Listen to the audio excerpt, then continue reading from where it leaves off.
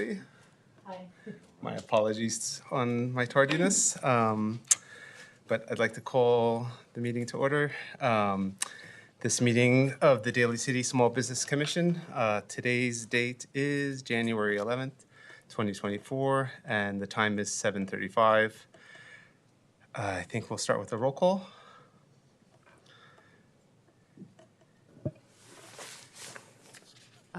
Commissioner Maria Cruz Carson, Here.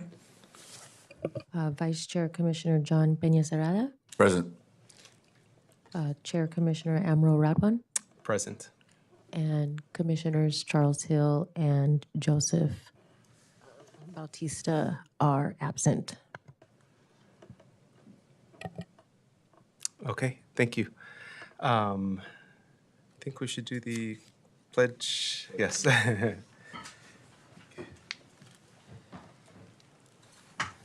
All together. I pledge allegiance to the flag of the United States of America and to the republic for which it stands, one nation, under God, indivisible, with liberty and justice for all.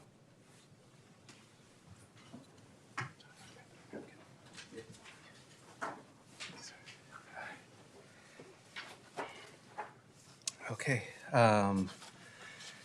So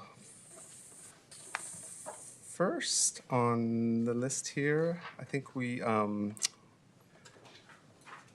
to approve last meeting's minutes. I'm sure everyone's already read them while I was like being late. Okay, there's one tiny small change that we can amend. It's very silly, but in here it says that I stated I have a 64 Impala. I actually have a 63 Impala.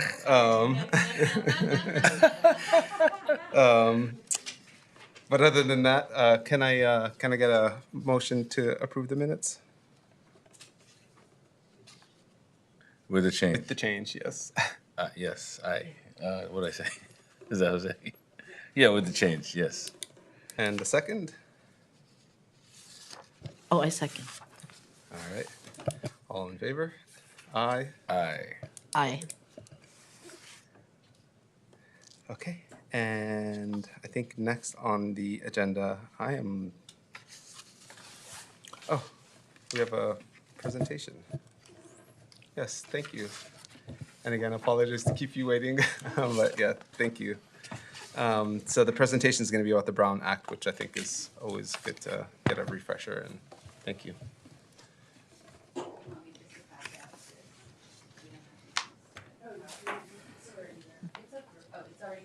This, yeah. Yes.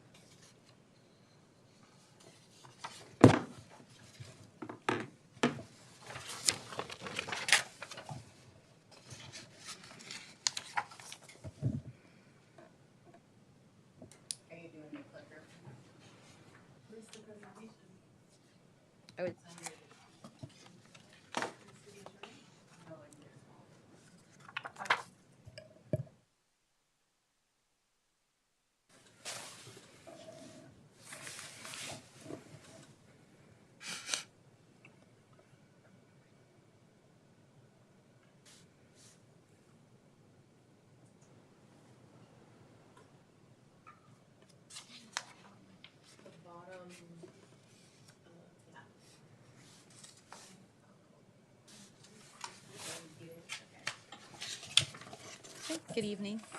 Thanks for having me. So this is intended to be a very brief overview and summary.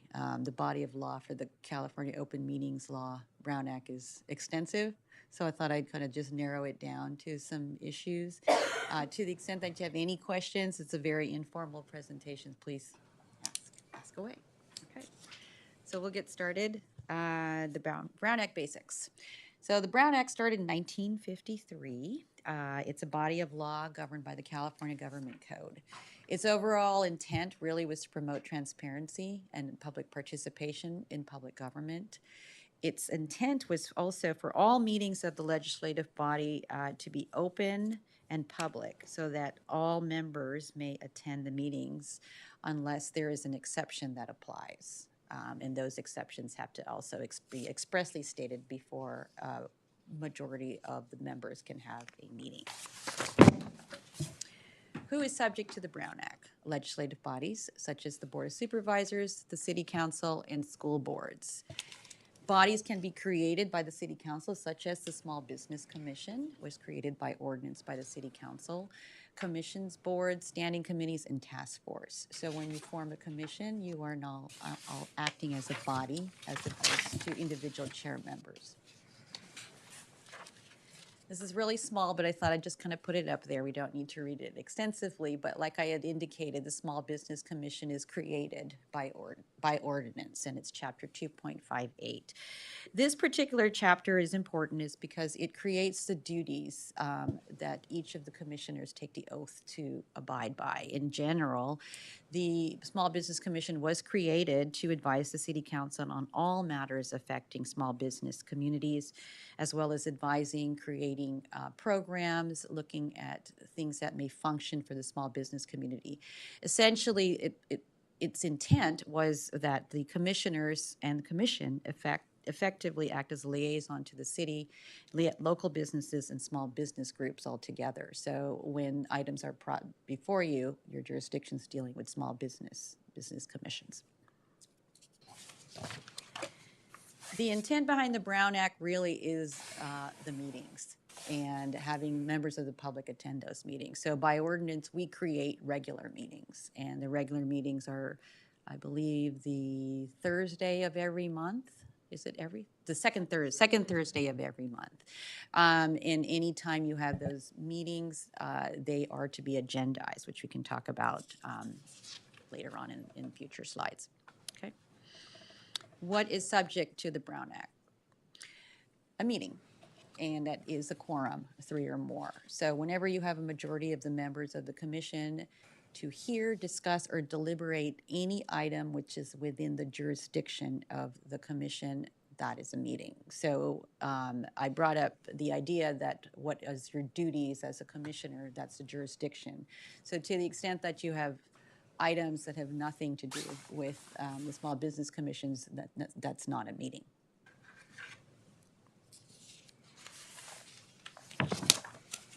Meeting requires a quorum. So you have 3 commissioners present. Now you are subject to the Brown Act. And those, a meeting is created when you are legally transacting items that come before you.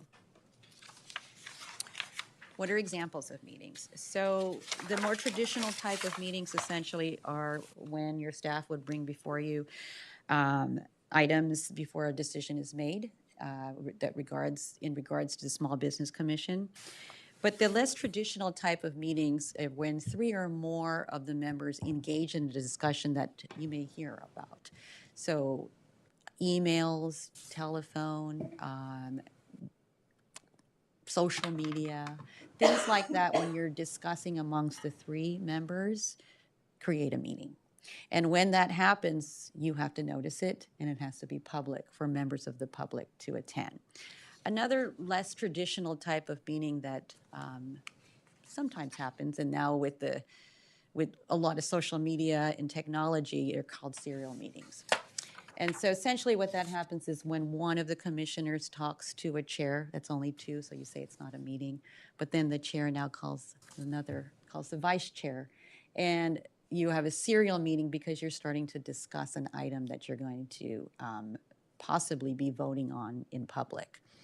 Another example of that is if you use your staff, and one of the chair talks to you, Maybell, who's your staff member, and tries to get a consensus as to, like, how would the other commissioner vote on another issue. And then now she may be used to talk to another vice chair and say, okay, well, they're going to vote on this. Not that say that doesn't happen, but it happens. And in that instance, if it's any of the items within the jurisdiction that you're going to be voting on, you have now a meeting, and you would be subject to the Brown Act. What are exceptions to that? Well, when 3 commissioners are attending a social gathering or conference that's open to the public, and you're not discussing items that you would be discussing, you can definitely attend together.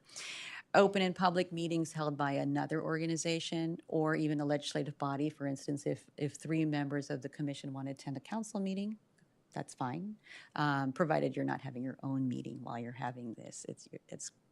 That's fine under the Brown Act. And of course, purely social and ceremonial occasions are also allowed. That are not, those are exceptions. When you have a meeting, a regular meeting requires 72-hour notice to the public. And a special meeting, which are meetings that are not as stated in your ordinance, requires 24 hours. And when there are very rare instances, you'll have an emergency meeting, which it's dire emergency. It requires only 1 hour notice to the media, and it has to be contemporaneous with the meeting happening.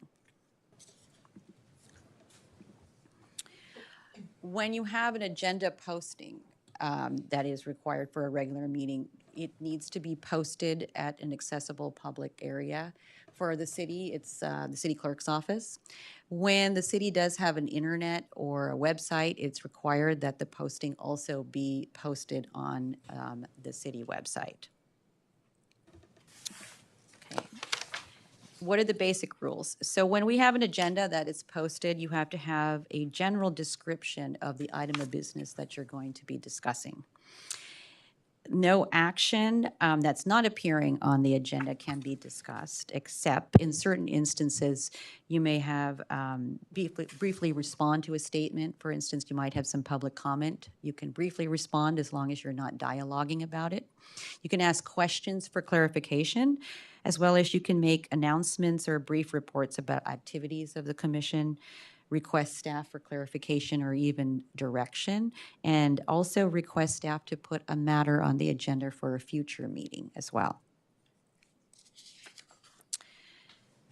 Who has access? Well, the public. The public has access to the agenda packets, documents, as well as any supporting and backup documents that support the agenda item.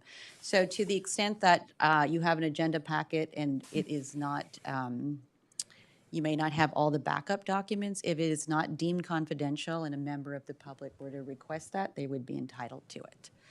Public can also make standing requests for agenda materials, which we do. We do have people that will have a standing request for all agenda items, and that's requested through the city clerk's office. There may be some rare instances where you have an agenda and you want to add an item for a vote. You can add an item as long as you have a 4/5 vote, which means 4 members of the commission would need to vote to add it. Usually it's an emergency. And there may be instances where there's an item that needs immediate attention and you possibly didn't know that this needed to happen. You can add that to the agenda as long as you get the 4/5 vote of the board. When you have a regular meeting, all members of the public can speak on any of the item before there's an actual vote on the item. So for instance, you may have, for tonight's meeting, you have informational items that the board is not voting on. You do not need to have members of the public speak before that item is presented. However, in every regular meeting, it is required to have a public comment period on any subject matter that is within the jurisdiction of the board. So again, to the extent that you have issues that have nothing to do with the Small Business Commission, or they just want to complain about, I don't know, the city council or something, the chair can say, we are not going to be taking those comments right now. But I've not seen that happen too often, particularly with this commission. So that leads us to the conduct of a meeting.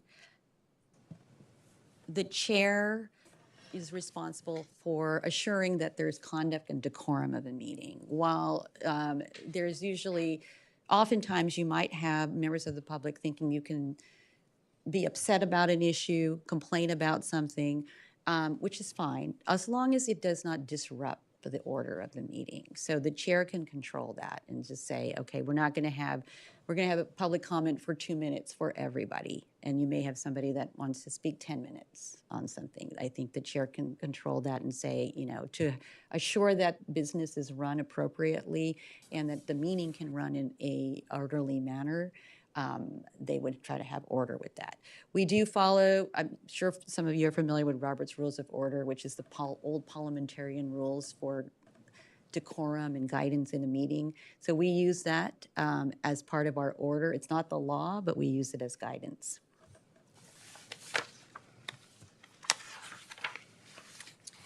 And motions. So a majority of the actions that come before the board is done by motion. A motion is a proposal by one commissioner to take action before the board, as you did with the minutes. A motion requires a second, and you can have a roll call vote, meaning you can have each vote recorded or a voice vote on a motion.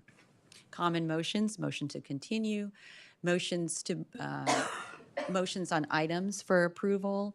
And some instances, you may have motions to adopt a resolution or ordinance. A resolution is more of a formal action and is usually written with findings. The council usually has those resolutions, and that would require 3 affirmative votes. You need to have action on 3 actual votes of the board, a board of 5. And lastly, the penalties and remedies for violations of the Brown Act. One that is very rare is criminal penalties, and that can hold personal liabilities. And those are like very willful violations that could be charged as a misdemeanor, meaning you really are just disregarding the law on its own. Civil remedies are usually the ones where we see, and that could be maybe you went to a party and you were talking about something and you weren't aware of it, and somebody found out about it. Any interested party may bring a lawsuit, and what essentially that means is that you get a chance to come back and actually have a meeting to discuss it. If there were items that were discussed outside of the Brown Act and in violation of the Brown Act, then those actions may be voided. It may not mean anything. And to the extent that a member of the public were to challenge and prevail, then costs and attorney's fees would be awarded to that member. And that's essentially it. These are just resources. We're always here. Staff is always here if there are any questions. So if you have any questions, I'm happy to answer. Thank you, Ms. City Attorney Rose. So I think this was a great refresher. One thing I was just going to ask is, so in social gatherings or like if we have a party, so I think we may be scheduling some sort of like gathering for the legacy businesses. Because it's public, then it's all good, right? And because it's public, these kind of gatherings, we would also invite the public or make it available to the public, or how does that sort of work? So it really depends. If you're having a social gathering just for the Small Business Commission, that's fine. I mean, as long as you're not discussing items in business, like at a Christmas party or something like that. Sure. If it is something that may kind of border a line, it's always, maybe you're going to talk about strategic things or, I don't know, establishing a legacy business. It might be nice to invite the public. That's how I would see it, and just kind of, if it's more for small businesses, and because maybe you might discuss items, but it's not probably legally required if it's not an agenda that, you're kind of on your own in terms of like, what will you be discussing? Got it. Yeah. Thank you. Any other questions? Great. Thank you. I actually have one. Sorry, City Attorney Rose. So if we're going to do something like a listening tour where the commissioners talk to businesses, either 2x2 or on their own or with me.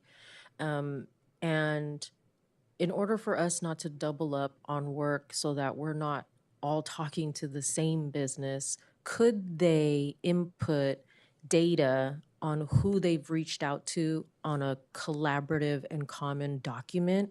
They're not talking directly to each other. They're just putting the name of the businesses that they've already spoken to so that we don't in turn revisit them. Yeah, that's fine. That's I mean, okay. Okay. but there's also a presumption that that document would be public as well. there's nothing that would keep it confidential. Good question. Yeah, good question. Thank you. All right. I think no more questions. Thank you so much for the presentation.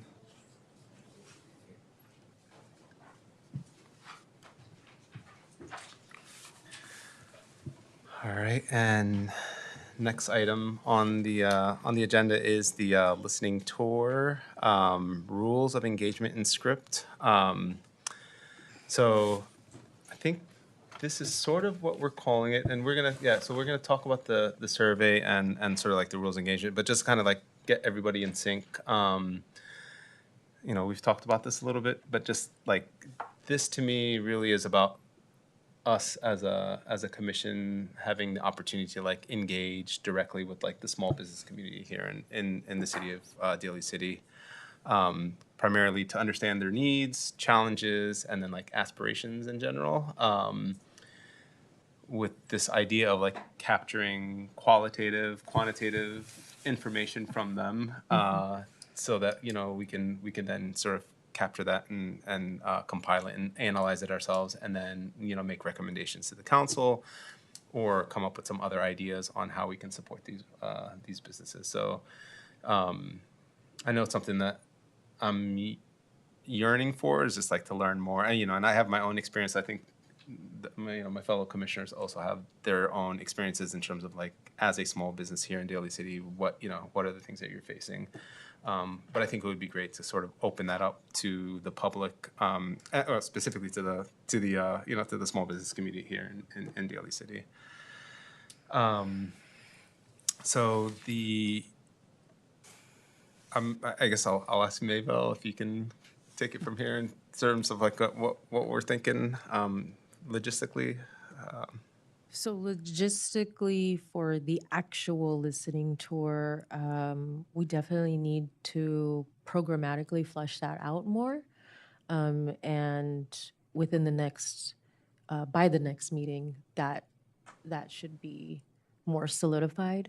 So this is just kind of the first steps on how we actually engage with the businesses, kind of directly. And I just created this so that there's some guidance on what to say when we do get to that point.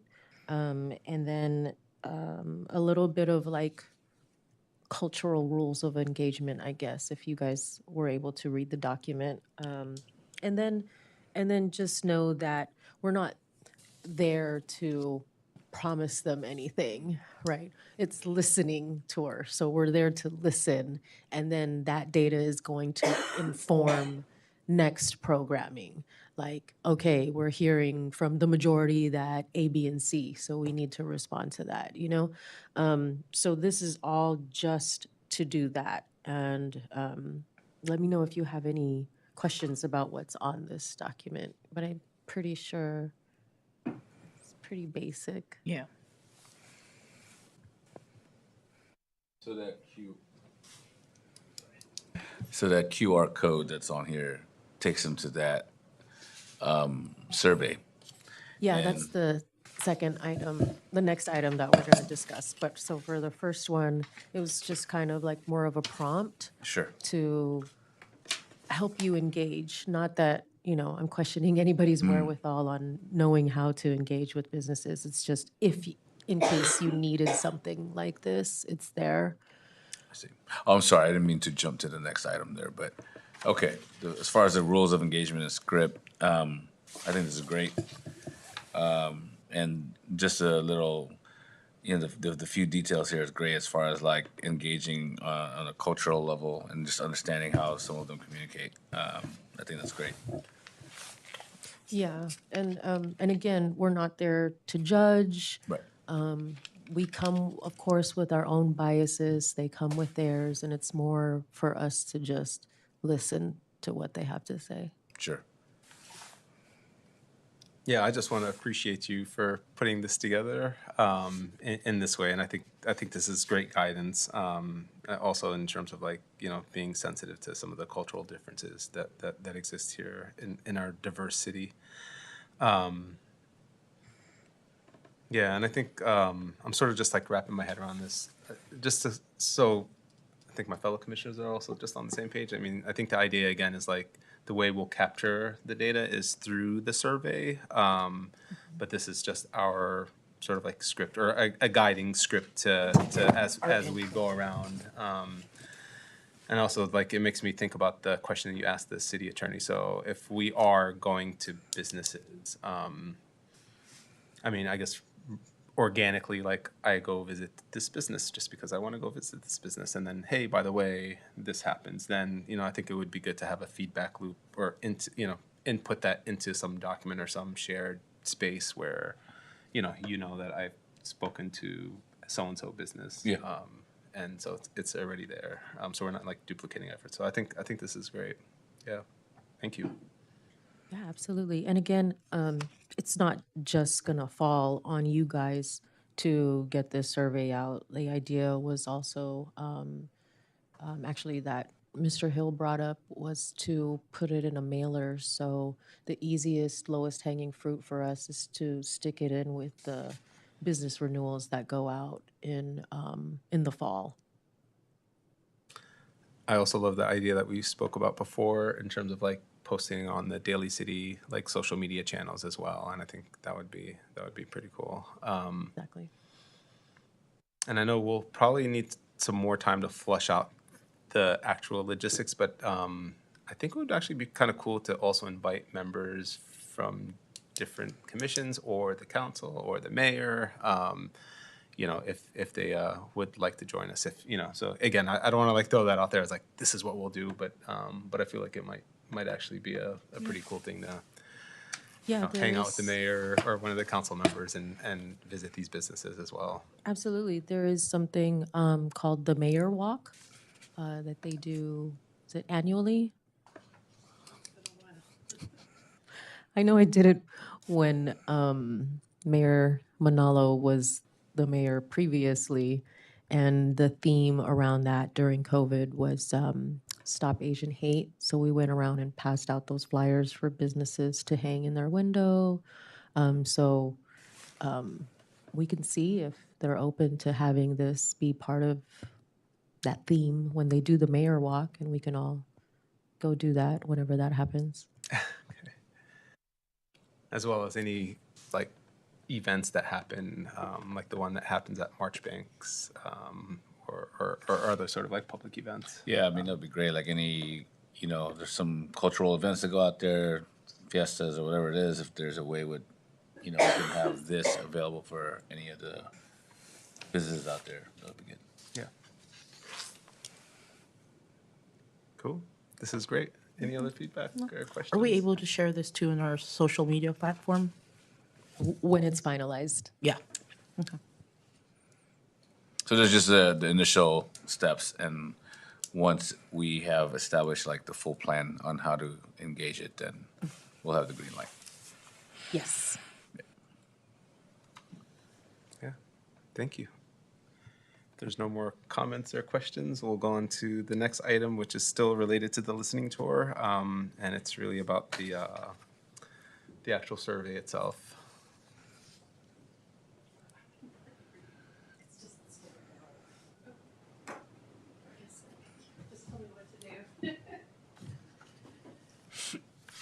So the questions for the survey were typed out on this sheet, and then you can see the multiple choices that are there for some of the questions. And you guys can tell me if you want to change. Can you guys see that? Yes. Oh. Yeah.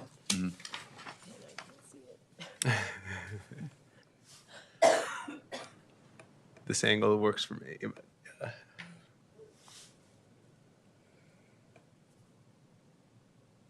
But yeah, this looks good. Any questions about any of the questions? Well, let's keep going. I'm a big data geek, so I love how you sort of have these as like very easy multiple choice questions, and also where you just have to choose one as opposed to like multi choice questions. I think the one I was most interested in as well was the question around like, what type of business do you own? Could we look at that? Is that on there?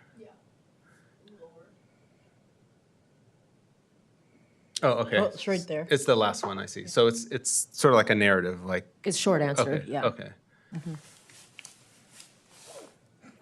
They would just type it in. Okay. The question about the income range, maybe clarify what that would be. Is it the business income versus they might think it's their own income? What do you guys want to capture? I said, I think the business income as opposed to them personally. Gross? Yeah. Yeah, yes, gross, definitely.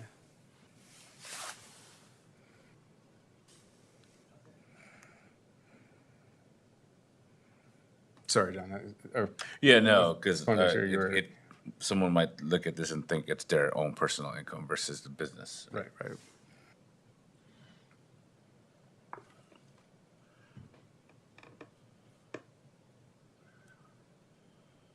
So I'll also move that down because this is going to be sectioned where it says, do you own, I took it out here because we'd have to answer the question in order to see it. I mean, to get to the next section, but do you own a business in Daly City? Whether or not they say yes or no, will then bring them to the next following question. So I'll have to move the income one down to that. Does that make sense? Maybe after how long you've been operating. Yeah. And then I think for the two questions, what is the best thing about doing business and what is the worst thing about doing business? I'm imagining those are also narrative questions. But I was gonna say, I think it might be good to have some sort of Likert scale above that, just like, how happy are you on a scale of, 1 to 5 or 1 to 10. And then at least this would give them the opportunity to give that feedback. And then I also just wonder, and I need some more time to think about this, but which ones we should make required versus optional questions. So I think some of them are like, that Likert scale question about like how satisfied are you doing business in the city or in Daly City. I would like think that's required, but then, some of the narrative ones, folks may or may not want to answer them. And I also love that question about, are you thinking of relocating? Because that's come up a couple times, just in general with folks that I know, where it's like, something's bothering them and they're like, well, I could do the same thing better somewhere else. And you're like, well, okay. So, but I think it's good to sort of capture that. We specify when we ask if they're relocating, because they may just want to upsize their location. Right. and stay in But like, Daly why? City Yeah, for that's some- Yeah. they that's just good. want out of Daly City. Right. Right. So They're you might wanna thinking of say- relocating in Daly City, outside of Daly City. Yeah. And then maybe you should say, if yes, then reason why. And I think with Google Forms you can set up conditionals, but okay, yeah. So that might be a good thing.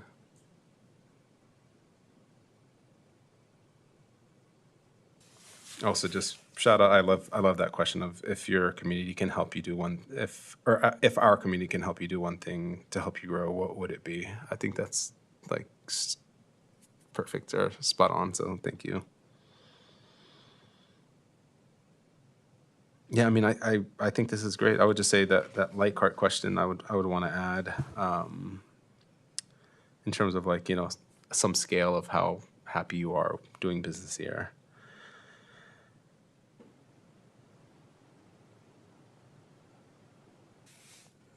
Also, just really appreciating the QR code part of it. So, it's not like we can also just take a picture of that QR code and have it on your phone. So if you're out and about, you can share it or via social media. I think that'll make life easier. We'll also share the link with you guys too. Okay. The actual address link. Right. Yeah, this is great. Thank you. I don't have any questions, commissioners. I Any don't. feedback or questions? Looks good. No, that looks good. Thank you. How does the mock-up look? Oh, it's beautiful. Okay. Yeah. then it gives information about you guys and when you meet and all of that. Yeah, I love this a lot. I could see this posted on the Daly City Instagram. Or, Yeah. yeah. Thank you. Yeah, it's great. Yeah, this fits the branding. Yes. Warrior colors, yes. Any more questions or comments? Okay. Thank you again, Mabel. Yeah, so I guess we'll go on to announcements and communications. Are there any announcements or communications? Yes, I have an announcement. Okay. A venue is now open, and it's located in 6572 Mission Street. It's a small event space, so you guys are welcome to rent it anytime. That's amazing. Beautiful. Congratulations. Thank you. Congratulations. Thank you. I'll throw something in there. At the end of the month, we are inviting anyone that is looking to for a wellness program. We're doing an online program that addresses movement, health, fitness, gut health. It's usually a 12-week program, but we're opening it up for people to test it, see if they like. It's an online thing. It's had a lot of success with people with improving their overall health, and that's something that we're launching at the end of the month. They can email me if they're interested. Should I say what my email is? Email is john@networkexercisesolutions.com.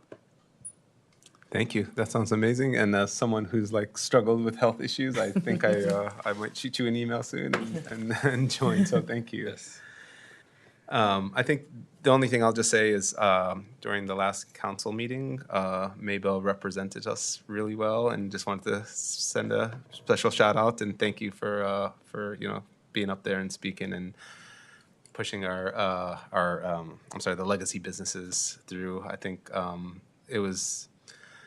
I wasn't here in person, but I was watching it over YouTube live, and it made me really extraordinarily proud to see that it's actually happening. And then I was so happy to see the mayor and the other council members like sort of speak up and talk about their experiences with the different businesses. So I just thought that was really good, or really awesome, and thank you, Mabel, for that. So Thank you guys, actually. And with that, just know that commissioners, you guys get 2 nominations per year, October 1 to September 30, and it's rolling. So I think, because the plan is to have a celebration for these newly minted legacy business, and we'd love to have a little bit more with that celebration that should hopefully be in the spring.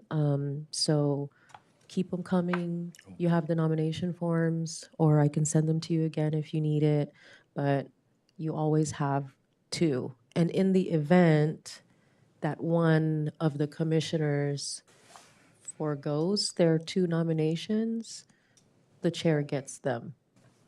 So you could essentially have more than 2. Yeah. I'll take them. Thank you. Thank you for that. I have one more announcement just Please. for the general public. The Governor's Office of Business and Economic Development, or GoBiz, has a new program called California Competes tax credit application, and they're giving $120 million in grant funding and $164 million in tax credits. So the application period has been open January 2 to January 22. You can go to business.ca.gov or Google California Competes and find out how to apply. Thank you. Thank you. All right. With that, we will open it up to public comment. And seeing that I don't see anyone from the public here, we will adjourn. So thank you all. Thank you, commissioners. you. Thank you. Thank you, staff. Okay. I'll use my fist.